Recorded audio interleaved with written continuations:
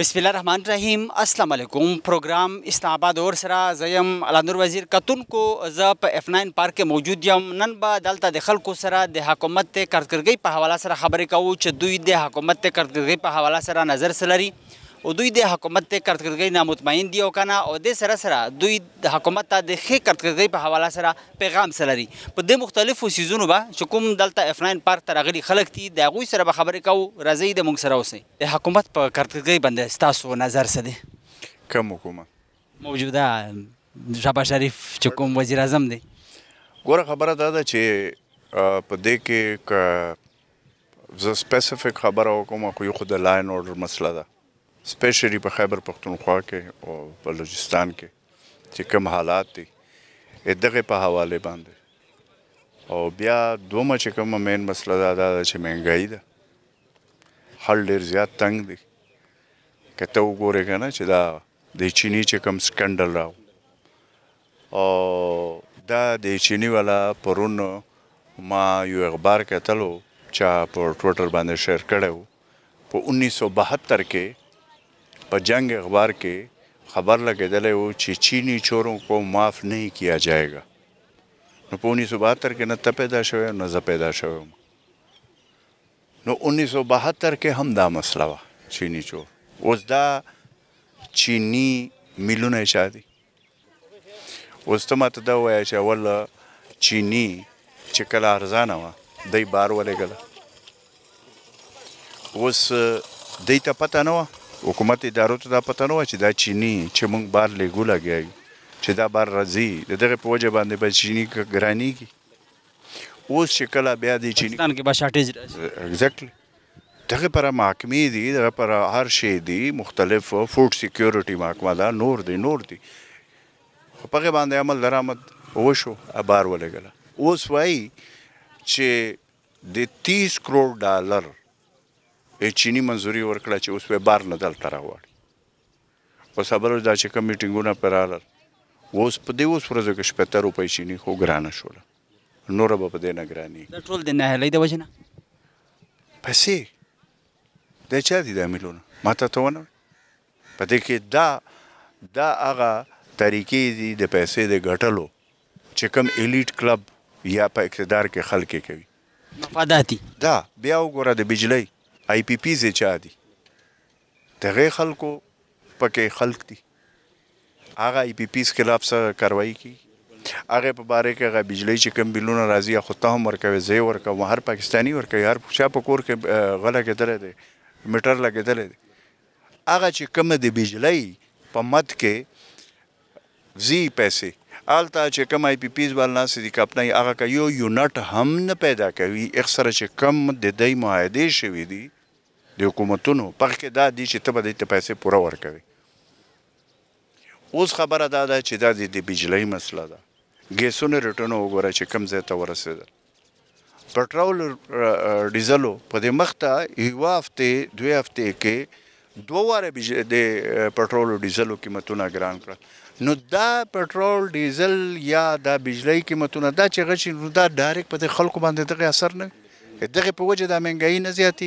दगे पोजे किराए न ज़्यादा की दगे पोजे बांधे चिदा कम आम कम्युनिटी दी दा न ज़्यादा आम खल्क को मसाइल के ज़्यादा वाले राजी वस्त दल तदा पद पार्क हो गर्जा चाना तपोसो कदे हर सड़ी दा मसला पदे बांधे दई वाई चमुन कोशिश कहूँ चे भाई दा चूँकि दे IMF शरायती भाई IMF सारा चित्त शरायत कवे खुबिया खुद दलताम गवो का कना ख्याल होगा बेचित्त गरीब सड़ी ता वाए आम आवाम ता पाकिस्तान वाए जे भाई ता गुजारा कवा दा मजबूरी दा दे मंग चे मंग बा चीनी गिराना हो मंग बा बिजली गिराना हो मंग बा गैस गिराना हो मंग बा पेट्रोल डीजल गिराना हो ठीक शुआ आम खल्क तो खुद दा हुई और खपल से कवे लगे दे पार्लियामेंटेरियन तनख्वाह दे रवाखिस्तला दे 2,20,000 ना दे 5,19,000 ता वरसवला बिया एगनाबाद चे जंग दे इंडिया सरा लग्या हो पदे मौके प जंग के देना ना तब आगा नोटिफिकेशन याद हुई चे वफाकी वज़राए मुमलकत इदगे तनख्वाह 188% एकदम चगश वाला वाले जे खुबा मोर्चो तल दे खुबा जंग कौल कम अदा से इमरजेंसी ये को पदे बांधे गुजारा न के दला चे कमे वे मतलब दे आवाम फिक्र दे इच्छा सरा निश्ता बिया chairman senator deputy chairman senate, speaker कौमी असम्बली, डिप्टी कौमी असम्बली स्पीकर दغه तनख्वाह کې 600% اضافه وشو او بیا دا په نوټیفیکیشن کې ولیکل چې دا شاته شپږو میاشتې به د دې ملاوي یعنی شپږ میاشتې په شای نوټیفیکیشن ورته وکړو خبره دا ده چې دا خلک ګوري نه چې ښه تا په دې باندې ګزاره نشي ګوره د عام عوام مسله عوام مسله په څه شي کې اندې ده عوام مسله دا سفر کوي په دې باندې به پیسې راځي صحت مسله به وي په دې باندې به مسله راځي ډاکټر شو هسپتال شو بل شو د بجلی بیل به ورځي ټیک شوه دا نور شیان ورسره ګیس دی بل دی یا به سفر دا چې تا ته دا چې څومره شیان دي دا د عام عوام لپاره ګرانېږي لګیا دي او دا شیان د تا د الیټ کلب د اقتدار کې نه خل چې کوم دي دا ټول د هغه لپاره معاف دي وګور بجلی فری ده پټرول ډیزل فری دي او صحت فری دی بل شی فری دی پرسنټ پریویلیجز نه ورته ملاوي خبره خو دا ده چې اول به ته د ځان نه انیشیټیو واخلې بیا پکې کرپشن سکینډل وګوره دا یو کوهستان وال سکینډل وګوره دا چې بار 40 ارب دا 40 ارب روپۍ هغه دي چې کومې ښکاره شوې پته نشته چې څومره 40 ارب به شوي نو څه به کېږي دا سکینډل راشي هغه نه بعد څو ورځې پې تېرې شي بیا هغه خبره بدله وي تاسو په میډیا باندې بیا په هغه نه بل غټ خبر راشي دا بیا ګوره چې ما کومه اول خبره ته وکړه لا ان آرډر د خیبر پښتونخوا چې کوم صورتحال دی مثلا ته د ساوت وزیرستان نه ونڅه تر بجوړه پورې بجوړ کې ریسنټلی چې کوم واقعات وشول اسسټنټ کمشنر تحصیلدار پولیس وال دا پکې مړه شول په هغه نه بعد په هغه نه اول سنټر هدایت الله په هغه نه اول د جی ای په جلسې 70 کسان پکې شهیدان شول بیا داسې ته ورشه مولانا خانزیب دا خو اخیری وپک بل طرف ته په ساوت او په نارت وزیرستان کې وګوره ټارګټ کیلینګ کیږي لګیا دي خلک هلته کې هم ډېر زیات په مشکل کې دا اوس رحمان ملک چې کم و ملک رحمان دا وړ دا اوس نه شي ووکل پرسن ټارګټ شو داسې نور په دې کې فورسز وال پولیس وال د اف سی وال په لکي مروات کې په ډي ای خان کې روزانه په بنیاد باندې دا کیږي اوس ته وګوره که نه چې دلته د سینټ الیکشن پاره دی صاحبان ټول کېناستل په خیبر پښتونخوا کې هلته یې څه وکړل چې صاحبه شپږ دی ته 15 دی ما اتفاق وشو کنه شپږ دی ته 15 دی ما هغه خلک چې یو په بل پسې روزانه په ټي وي لګیا دي پریس کانفرنسونه دي او یو په بل پسې څه وایي کېناستل خبره سره وشوه اتفاق یې پې وکړو کسان بلا مقابله شول تر اوسه پوره خو مخکې خوا بله خبره راغله چې پی ټي ای وال کسان پاسېده چې بی مونږ عرفان سلیم دی او دا زیشان خورم زیشان دی دغه ووایي چې بی صاحب تا څنګه تاسو دا فیصله کوئ لګیا قربانۍ مونږ ورکړې دي او تاسو به خپل کښېنئ سره اپوزیشن او حکومت خپل منځ کې فیصله وکړه یوه بله خبره ده خو دوی په خپل منځ کې سره راضي شول اوس خبره دا ده چې چلو زه خو په دې باندې ټیک چې دا د 22 ارب څوک وایي 15 ارب ایم پی ایز هاس ټریډینګ یو شی بل شی بیا ټیکټونه چې کوم صاحبانو ته میلاو شول چې کوم د سینټ والي اته ته پته ده به هر حال په تفصیل کې بس خو ته ماته دا وایه چې په دې باندې دی اتفاق کولی شي د خیبر پښتونخوا په لا ان آرډر باندې دی ولې بل سره نه کیني دا سوال مې تا نه ده ولې نه پې کینی په هغه کې خپل مفادات نشته دې کې مطلب د عوام دپاره خبره ده او چې کوم د موجوده سینټ کې چې دوی سره یو ځای شول د سینټ ټکټ په حواله سره یا سینټ چې کوم سیټونه دي نو په دې کې دوی خپل مفادات لپاره دوی هر کله هم یو ځای کېدی شي او سره کینی الله نور خان دا ماته ووایه چې عوام ته دا پته اوس نه لګي چې دا خلک چې دا په ټي وي لګیا دي یا پریس کانفرنسونه کوي دا یوه بل خلاف چې کومې زبان استعمالوي چې خپل مفاداتو خبره راشي بیا داسې سره ده بیا چې مفادات ختم شي بیا خو په دې باندې خو اوس خلکو ته هم پکار ده چې بھائی د ما مفاد پر دا خلک نه دی لګیا په دغه سینټ کې اول چې کوم راغلی پاکستاني کام نه دا امید لري چې دوی به مطلب دا سوچ وکړي کله هم سینټ نو د موجوده حکومت ته کړکړکۍ نه تاسو مطمئن نه یې یاره که په د پاکستان کې څوک ځنې مطمئن وي خو زه خو په دې حالاتو نه څوک مطمئن وي ما په خیال باندې هغه د ډپریشن یا انزایټي مریض وي هغه یو پیروکار وي یو فالوور به وي آیا زه څنګه ومانم په دې حالاتو کې څوک کم سړی دی چې په دې حالاتو نه خوشحال دی. پیروکار او بیا هم کارکون ته هم سوچ کول پکار دي چې کوم موجوده حالاتو کې مشکلات دي، خلک څومره په مشکل کې دي، مهنګایي د وجې نه، بیا پټرول مصنوعاتو تاسو خبره وکړه، نو هغوی ته هم باقاعده سوچ پکار دی چې د خلکو د مشکلات حل دپاره حکومت څه کړي دي. دا ټرک باتۍ ده په دې پسې ټول روان دی. کم از کم د مونږ ما درته وایي چې په 1972 کې هم د چیني مسله وه، نن په 2025 کې هم د چینی مسله ده.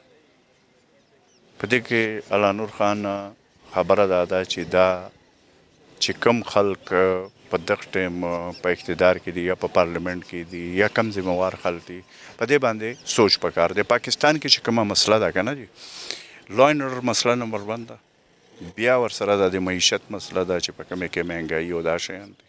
درېمه د ګورننس چې کومه سیریس ایشو روان دي د تا په مخ کې دي، لکه دا کوهستان سکینډل وګوره که نه، دا اشر و اشیر نه دی.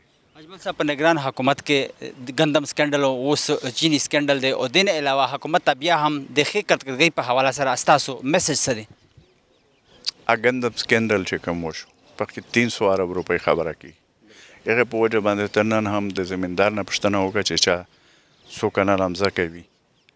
زه زمیندار یم، ما ته پته ده، ټول پاکستان کې وګرځه، هغې په وجه باندې چې په غنمو باندې دا 2 کاله متواتر د هغې په وجه چې کم 300 ارب روپۍ غنم یې راغوښتي، د هغې په وجه دا صورتحال دی چې څوک په غنم باندې څومره خرچه وکړي آیا نه بار راوځي، نو غریبان خو یې کېنول که نه.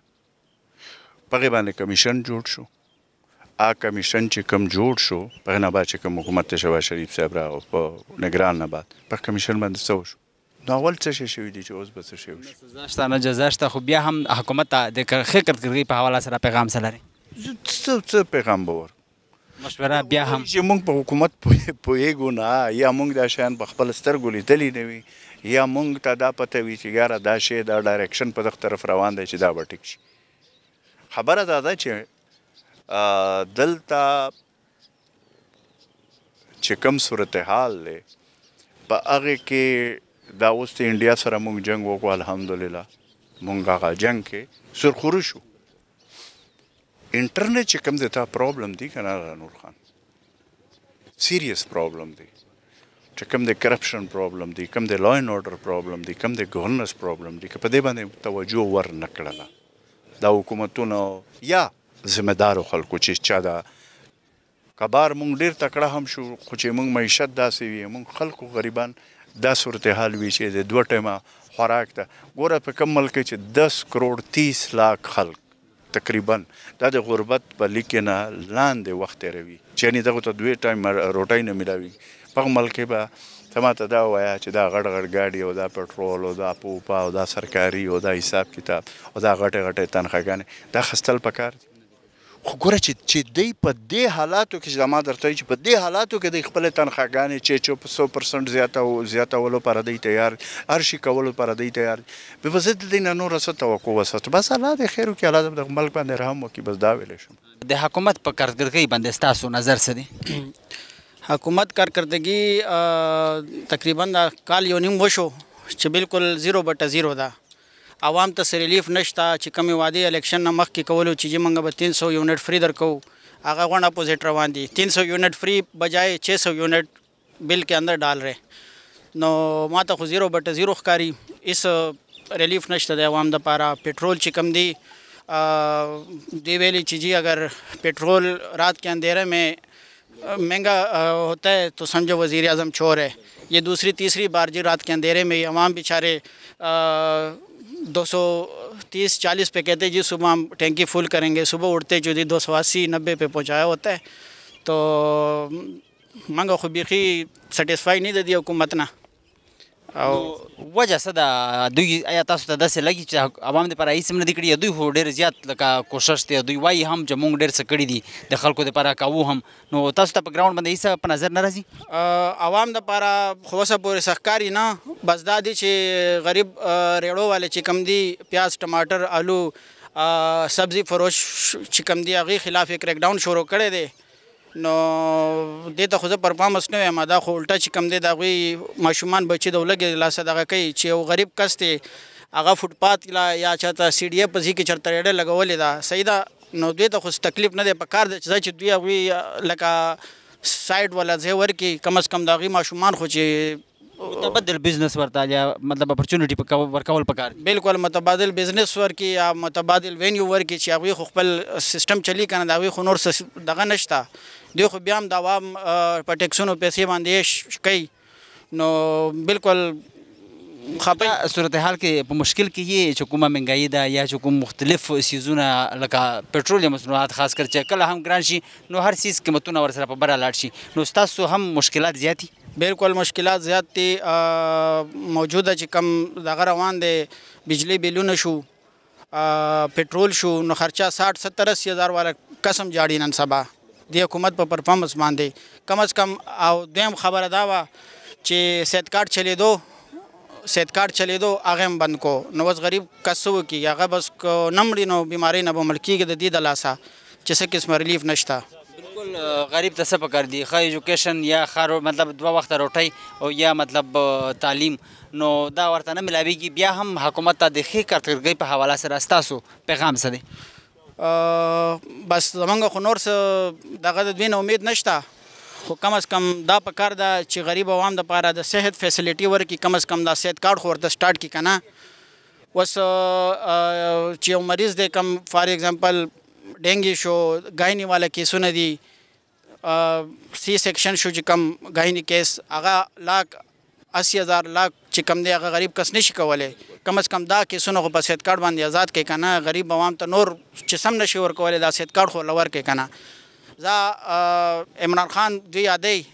صحیح ده بد دوار میں خلاف خبرې کړي دي زموږ آرمي بدنامه کړې ده بدو خو کم از کم هغه عوام له فیسیلیټیز ورکړي صحت کارت ورکړي کم چې غریب طبقه ده چا چې روټۍ موټۍ دغه نه و هغوی له کم از کم خوراک دپاره ځایونه خو مهیا کړي که نه دوی خو د هغې نه بدتر روان دي خلک ورته زما ورته پخپله د زړه نه بد دعا خېږي نو نور خو څوک ستا په مخامخ دی هر څه حکومت کی کارکردگی کے حوالے سے کیا کہیں گے آپ حکومت کی کارکردگی بہت اچھی ہے ٹھیک ہے آپ مطمئن ہیں حکومت کی کارکردگی سے جی ٹھیک ہے جی کیا دیکھ رہے ہیں آپ کارکردگی میں کیا کیا ہے مطلب ملک کے لیے عوام کے لیے عوام کے لیے سب سے بڑی تو چیز جو ہے وہ یہ ہے کہ جو انہوں نے وار جیتی ہے انڈیا سے وہ بہت بڑی ایک اچیومنٹ ہے اس کے علاوہ جس طرح قوم مشکل میں مہنگائی کی وجہ سے پھر پیٹرولیم مصنوعات کی قیمتیں آپ کے سامنے ہیں تو قوم کے لیے آپ کو مطلب حکومت کی کارکردگی بہتر نظر آ رہی ہے بہتر ہے اس کے لیے ٹائم چاہیے اور ٹائم ان کو دیں گے تو انشاءاللہ تعالیٰ اور چیزیں مزید بہتر ہو جائیں گی ٹائم کی ضرورت جی ٹائم کی ضرورت ہے موجودہ حکومت پہ آپ مطلب اعتبار یا امید ہے آپ کو کہ یہ کچھ کریں گے یہ آگے ان کی پرفارمنس پہ ہے جو چیز اچھی تھی ان کے وار کا معاملات اور ادروائز لیکن آگے جو پرفارمنس جیسی دیں گے اس پہ ہم کچھ کہہ سکیں گے کہ بھئی وہ کیسے معاملات ہیں مطلب مزید ٹائم دینا چاہیے آپ کا یہی مزید ٹائم دینا چاہیے اور ہوپ فار دا بیسٹ تو پیغام پھر بھی بہتر کارکردگی کے حوالے سے کیا ہے حکومت کو کارکردگی کے حساب سے یہی ہے کہ اپنا جو بھی پالیسی بنائی جائے وہ اس کو پالیسی کو لے کے چلیں ان دا لانگ رن یہ ہمارے ملک میں زیادہ ڈرا بیک یہ ہے کہ 2 سال کے لیے پالیسی بنتی ہے پھر گورنمنٹ چینج ہو جاتی ہے پھر پالیسی ختم ہو جاتی ہے پھر اس کے بعد نئی گورنمنٹ آتی ہے یہ سلسلہ چلتا رہتا ہے کنٹینیوسلی کوئی ایک نظام چلنا چاہیے اس کو ٹائم ملنا چاہیے تو موجودہ حکومت کی کوئی پالیسی ایسی آپ کو نظر آ رہی ہے یا بنائی ہے دیکھیں اس میں پھر اگین میں آپ سے کہوں گا ابھی تک جو ہے اس میں سمجھتا ہوں کہ ان کا معاملات ٹھیک ہیں اور آگے اب ان کی پرفارمنس پہ آگے جیسے چلیں گے وہ دیکھیں گے انشاءاللہ تعالی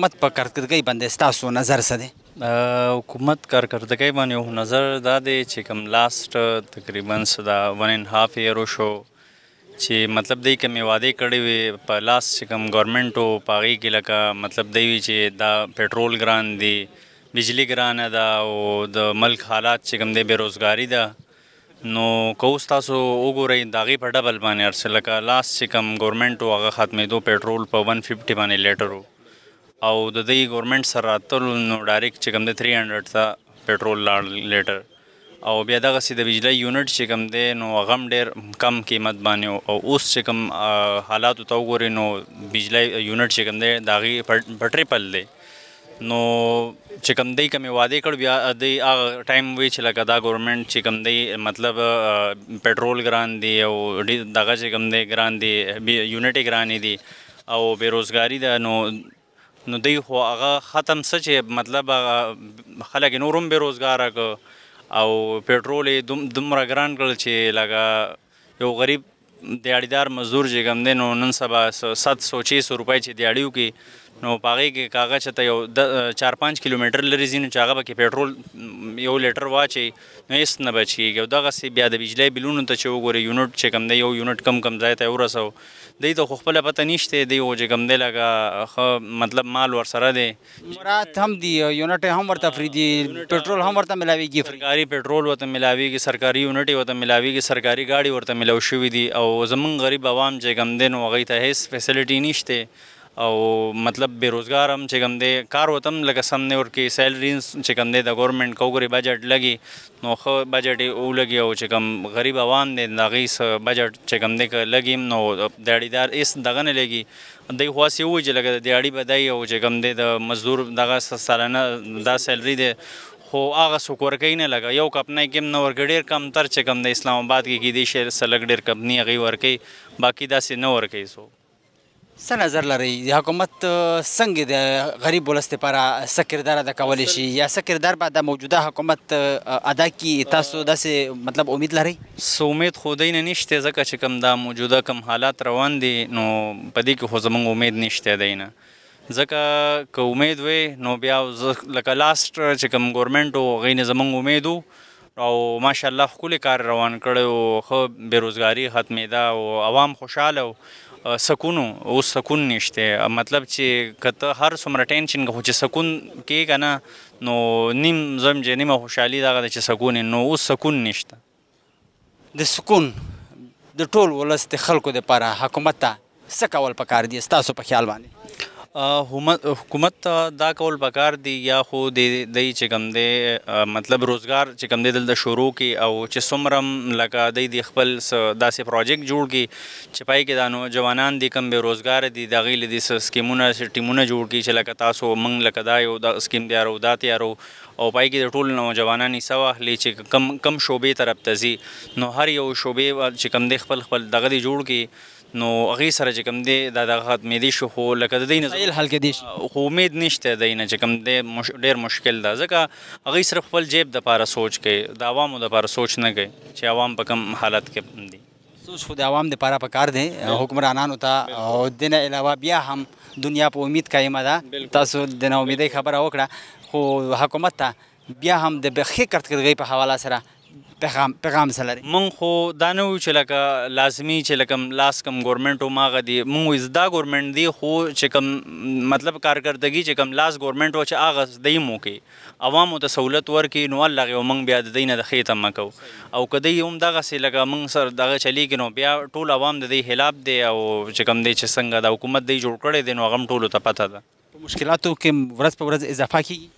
ډېر مشکلات خو چې کوم دی ډېر ورځ د ورځه ډېر چې کوم دی لکه هغه ورځ ما داسې یو نیوز کتو لکه یو کس خپل ماشومان چې کوم دی هغه قتل کړل بیا ځان هم قتل کړ صرف د دې غربت د وجې نو حالات ډېر خراب دي ډېر زیات خراب دي حالت د غریب عوام د حکومت په کارکردګۍ باندې ستاسو نظر څه دی حکومت چې وی ګورې خو په خپل هغه باندې لګیا دي او زیاتر فوکس پنجاب باندې د صفا کیسه ده د حکومت ته کارکردګۍ څه نه څه تاسو مطمئن یې چې د عوام دپاره دوی څه کارونه داسې کړي دي چې هغه تاسو وایئ چې دا بالکل بهترین دي 50-50 مطلب داسې کارونه هم نه دي کړي چې موږ څه فایده میلاو کېږي لکه ټیکس زیات شولی پټرول زیات شول اول به چې کله پټرول 2 روپۍ زیات شول دغه ګورنمنټ چې کله هغه کې ناست و اپوزیشن کې بیا به نارې وې او دا اوس کوم ځای ته مهنګایي ورسېدله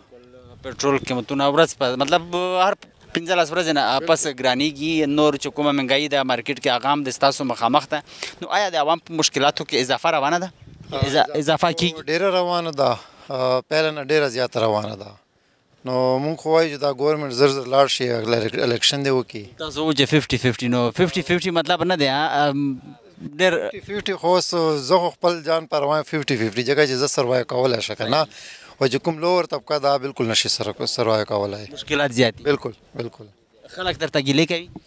ډېرې زیاته ډېرې ګیلې کوي. د حکومت نه ستاسو هم ګیله شته؟ خامخا شته. او بیا هم د ښې کارکردګۍ په حواله سره حکومت ته پیغام څه لري چې د خلکو دپاره دوی څه وکړي؟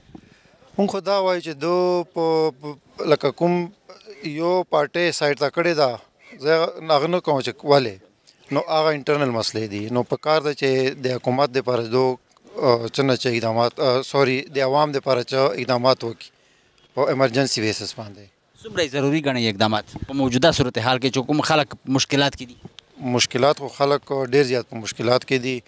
اسلام آباد ته مه ګورې دلته د ایلیټ طبقه دلته پرته ده. ته اسلام آباد نه لږ کې بهر لاړ شه مطلب زه جسٹ د سراؤنڈنگ درته وښایم نو بهر خلک ډېر په تکلیف دي.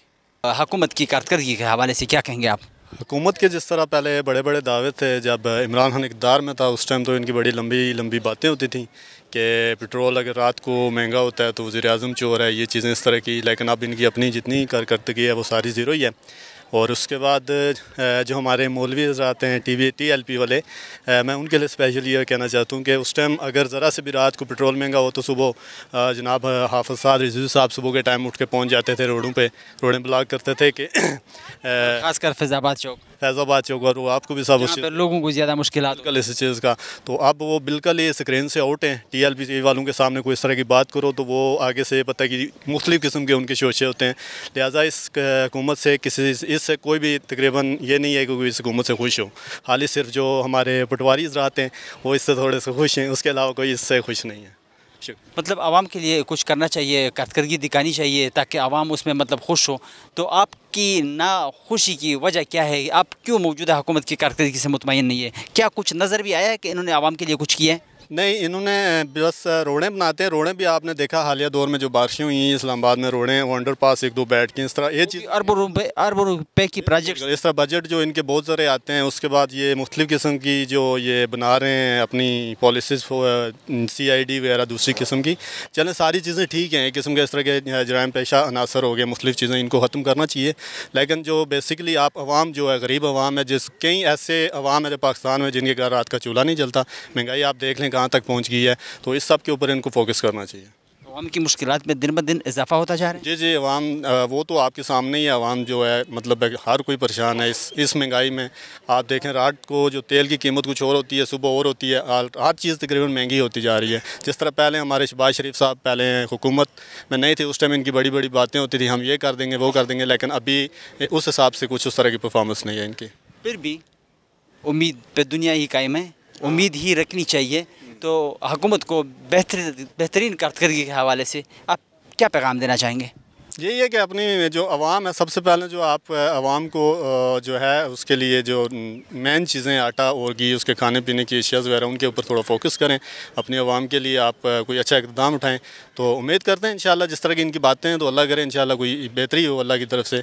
तो वैसे ऐसा कुछ लग नहीं रहा, तो बाकी अल्लाह की पेट्रोलियम मसनूआतों की कीमतों में मतलब जितना इस पर टैक्स या लेवी वगैरह जो चीज़ें लगाई वो कम कर देनी चाहिए ताकि आवाम को इसका फ़ायदा हो. बिल्कुल ये चीज़ है, उसमें आवाम को फ़ायदा होगा क्योंकि जब आपकी पेट्रोल की कीमतें गिरेंगी तो ऑटोमेटिकली बाकी आपकी चीज़ों के ऊपर भी इंशाल्लाह बहुत सा फ़र्क पड़ेगा, जिससे आवाम जो गरीब आवाम है उसके लिए बहुत सा फ़ायदा होगा. हुकूमत की कारकर्दगी के हवाले से क्या कहेंगे आप? सर कारकर्दगी ज़ीरो है, बिल्कुल माइनस है. एक तो मुल्क के हालात और दूसरी चीज़ है कि जो सफ़ेद पोश तबका है ना, मतलब जो सामने नहीं आता, वो इस टाइम सबसे ज़्यादा मुश्किल हालात से ज़िंदगी गुजार रहा है. ठीक है ना, जिसकी 25, 30, 40 हज़ार सैलरी है वो इवन कि ख़ुदकुशियों पर आ गए. तो हालात तो बहुत ख़राब हैं. हमारी जो ये पॉलिसीज़ इन्होंने बनाई हैं नून लीग की ख़ास तौर पे स्पेशली, ठीक है, मैं डरता किसी नहीं. अगर मुझे जेल में भी डालते हैं कुछ भी करते हैं मुझे किसी से कोई डर नहीं. ठीक है ना, इस टाइम पेट्रोल बढ़ रहा है, वो आप ये तरीके से. और मैं एक चाचा भी थोड़ा सा बोला है तो उसके बाद उसको भी किसी के बारे में कुछ नहीं कहता. मेरी तो दुआ है अल्लाह करे ये बेहतर करें, लेकिन होना नहीं है इनसे. ठीक है ना, क्योंकि ये तकरीबन 40-45 साल से यही सियासत. आपको इनसे उम्मीद नहीं है? उम्मीद अल्लाह से है मुझे, इनसे तो कोई उम्मीद नहीं. अल्लाह ही कोई अच्छा हुक्मरान ले आए. जो एक लाए थे वो अब जेल में, तो उम्मीद इनसे तो कोई उम्मीद. आपका उम्मीद इमरान खान साहब से है? इमरान खान से है या कोई भी नई जनरेशन जो मतलब जो ख़ानदानी सियासत से हट कर आए, जो मतलब जिसने गुर्बत देखी हो. इन्होंने गुर्बत क्या देखी है? घरों में बैठे हैं एसीओं में, ठीक है, मज़े से अपने घरों में बैठे हैं. इनको क्या गुर्बत का पता. ठीक है ना। पसीना तो देखें हमारा बह रहा है, ये पेट्रोल तो ये इनको इससे कोई लेना देना नहीं है। बस मेरी अल्लाह से दुआ है कि अल्लाह कोई अच्छा हुक्मरान लेकर आए जो अच्छी पॉलिसीज़ बनाए, ठीक है ना।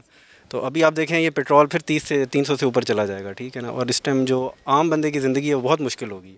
आम इंतखाबात में बड़े बड़े वादे और उसके बाद फिर अभी मईशत की बेहतरी की बातें, तो आपको लग रहा है कि हुकूमत ने फिर भी आवाम के लिए कुछ किया है?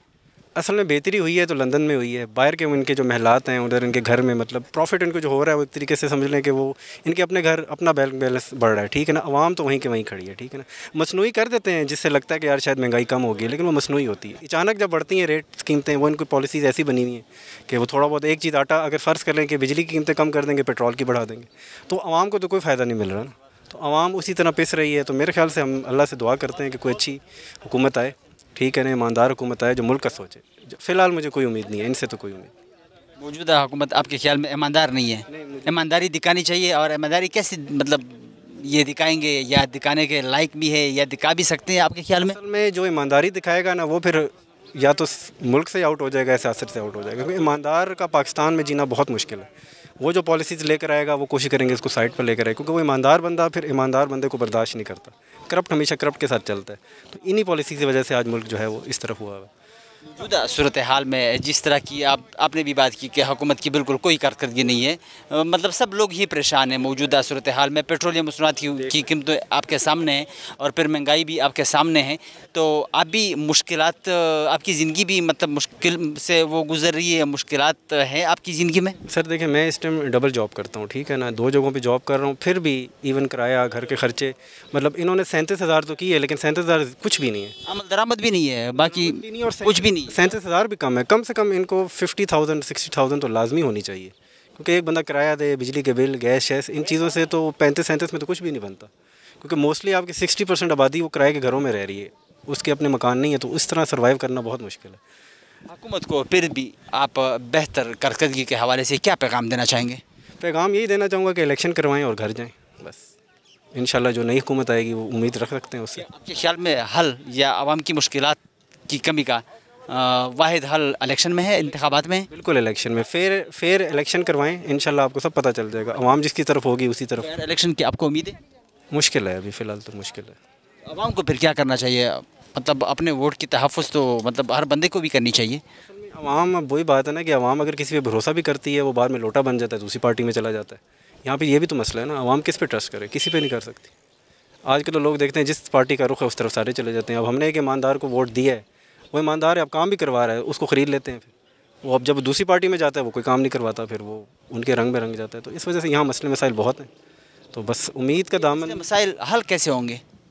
अब इसका हल तो यही है कि वो मैंने आपको जो पहली बात की, यंग जनरेशन से कोई बंदा उठ के आए जिसको जो पढ़ा लिखा हो कम से कम। ये जागीरदाराना और ये इस तरह के ख़ानदानी ये कभी भी इस तरह ये प्रोग्रेस नहीं कर सकते।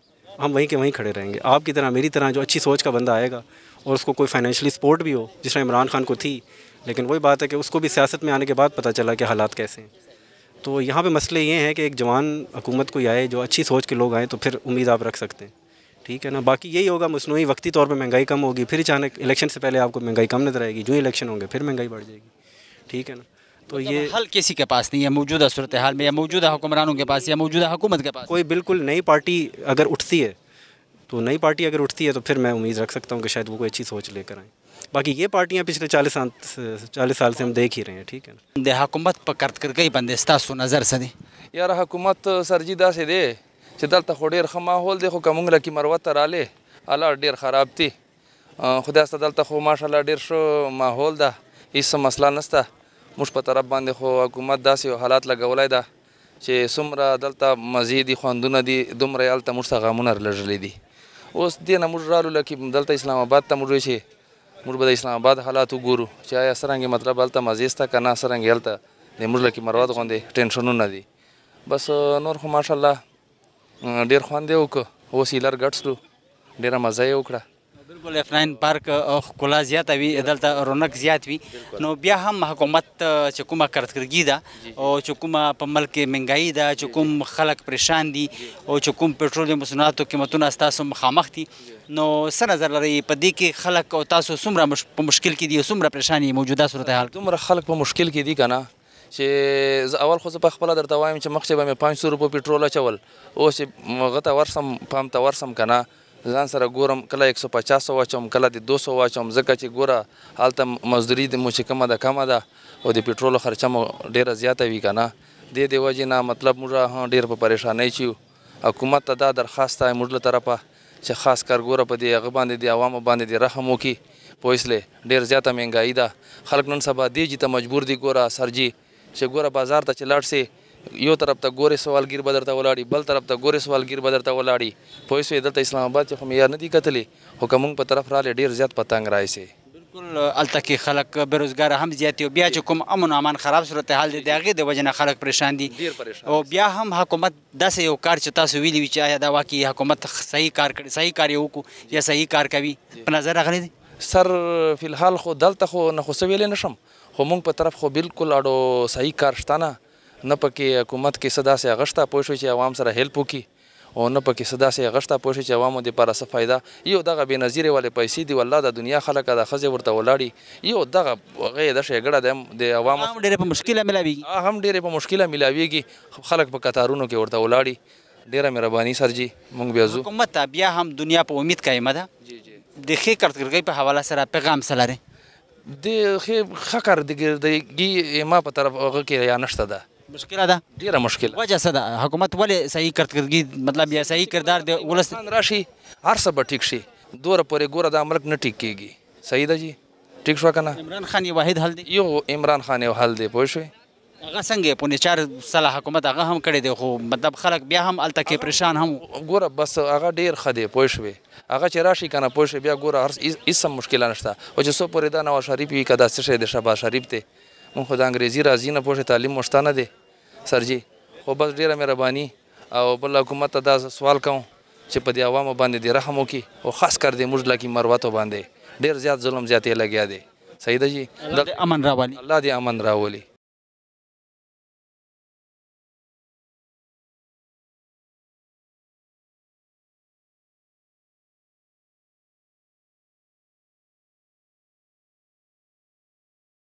हुकूमत की कारकर्दगी के हवाले से क्या कहेंगे आप? देखिए जी, मैं तो बहुत सेटिस्फाइड हूँ करंट हुकूमत से। ये जो सेटअप बना है, सवाल ये नहीं है कि ये कैसे आया, ये तो सबको पता है कि कौन इस मुल्क में कैसे आता है, क्या काम हो रहा है, क्या चीज़ें बेहतर हो रही हैं वो हमें नज़र आ रही हैं। लेकिन जो लॉस है वो इतने सालों का है, इतने सालों में एक प्लांटेड हुकूमतें रही हैं, ये भी कुछ हद तक है। लेकिन क्या करें, इस मुल्क में निज़ाम इस तरीके से चलते हैं। कुछ लोग हैं वो चाहते हैं कि हमारे हिसाब से चीज़ें चलें, तो जो हो रहा है ठीक हो रहा है और ऐसे ही चलता रहेगा।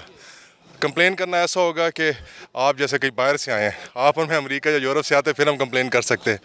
क्या बचपन से हम ऐसा नहीं देख रहे कि जो हो रहा है? तो मेरे ख्याल से ऐसे ही चलता रहेगा, 2-3 पॉइंट ऊपर 2-3 पॉइंट नीचे, फिर 5-6 साल बाद डॉलर 400 पे चला जाएगा, फिर उसको सस्टेन करेंगे, लोग कहेंगे हुकूमत ठीक हो गई है, हालात ठीक हो गए हैं, फिर दोबारा एक और गवर्नमेंट आ जाएगी, लाने वाले ले आएंगे। किस चीज़ में आपको हुकूमत की कारकर्दगी बेहतर नज़र आई है? देखें जी, नून लीग का जो सबसे बड़ा एडवांटेज है उनको और सबसे बड़ी उनकी जो स्ट्रेंथ है वो है डेवलपमेंट, तो इंफ्रास्ट्रक्चर डेवलपमेंट। तो उसमें तो आप देख लें कि जो प्रोजेक्ट वो इम्प्लीमेंट कर रहे हैं वो क्लोज टू इम्पॉसिबल है। तो अभी इस मुल्क को वाकई इंफ्रास्ट्रक्चर चाहिए। जैसे कहावत है ना कि जिस गाँव से रोड गुजर जाए तो वो शहर बन जाता है।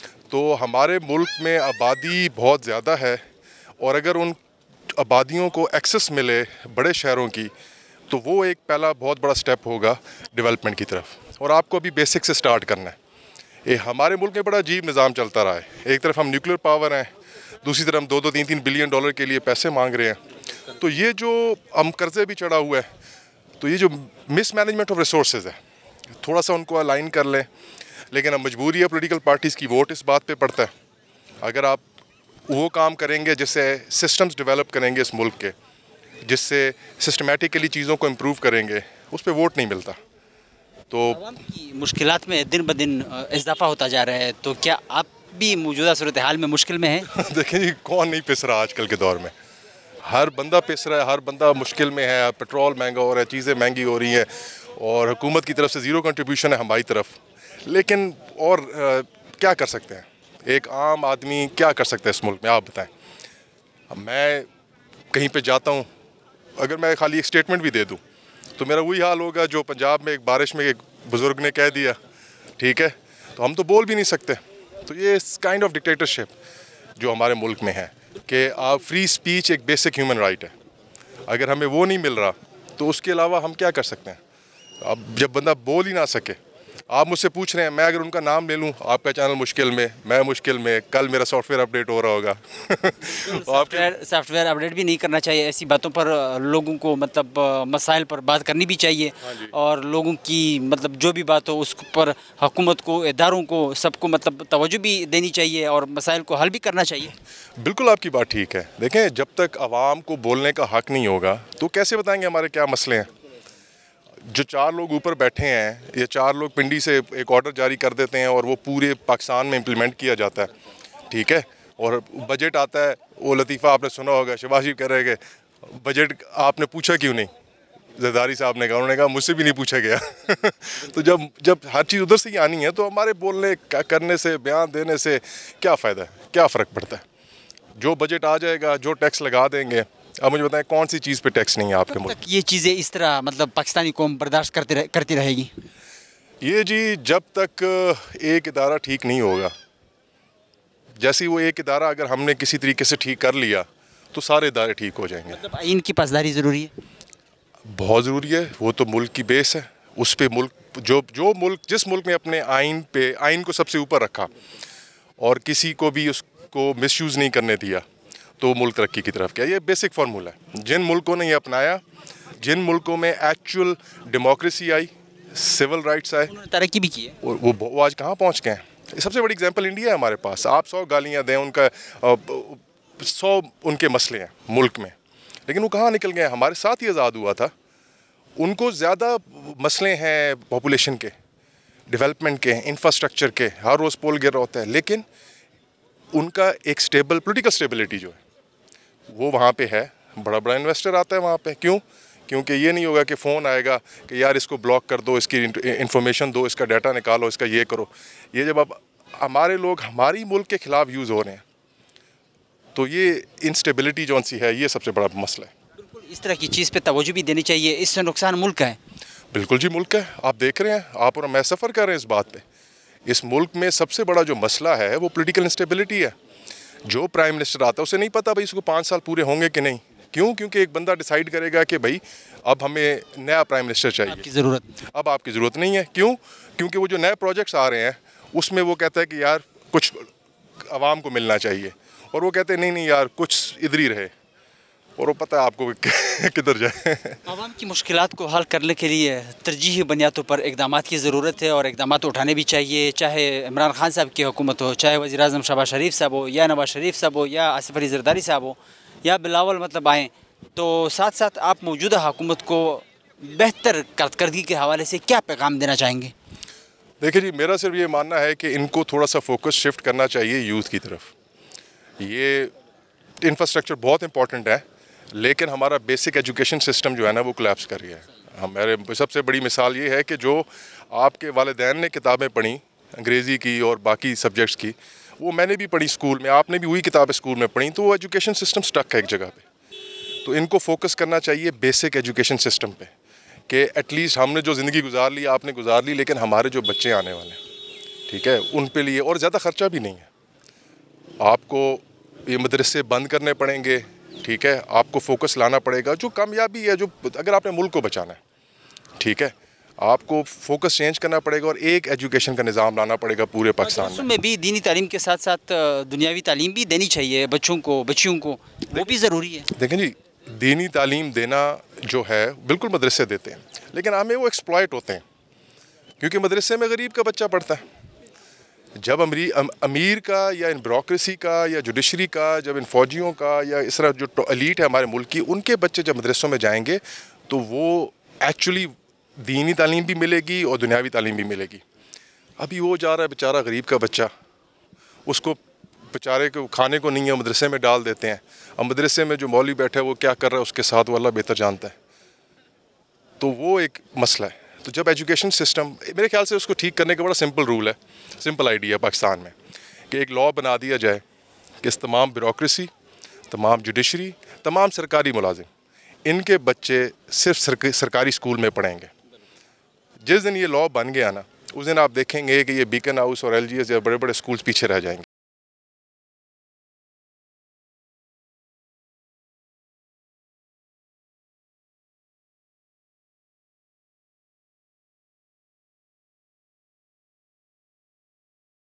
हुकूमत की कारकर्दगी के हवाले से क्या कहेंगे आप? मुझे हुकूमत से पहले भी कोई उम्मीद नहीं थी और ना आगे की कोई उम्मीद है। वजह ये कि देखें, सबसे पहले इतने ज़्यादा लोग हैं, इतनी बड़ी आबादी है कि इसको कोई तरीका ही नहीं है कि इसको मौजूदा टैक्स ब्रैकेट से या मौजूदा सिस्टम जो इदारे हैं ये इसको किसी तरह से भी कंट्रोल कर सकेंगे। तो zero hope. I've done my masters in economics। हाँ, तब बेहतरी आ सकती है कि सबसे पहले प्लानिंग के लोग अपने ग्रॉस रूट से लेके आएँ, बाहर से इम्पोर्ट ना करें।